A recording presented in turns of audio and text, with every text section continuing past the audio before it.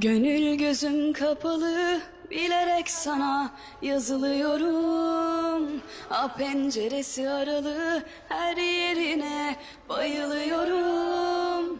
Yavrum baban nereli, nereden bu kaşın gözün temeli? Sana neler demeli, ay seni çıtır çıtır yemeli.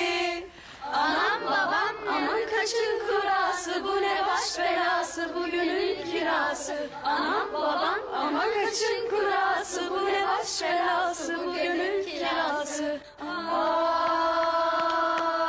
Aman bize nasip olur inşallah, boyuna da bosuna da bin maşallah. Senden gelecek cefalara, nazlara, sözlere, sazlara eyvallah. Aman bize nasip olur inşallah, boyuna da posuna da bin maşallah.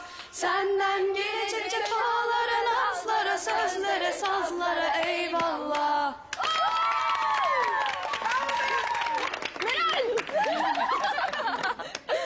Aferin kız Meral. Vallahi çok iyi oldu. Isındık.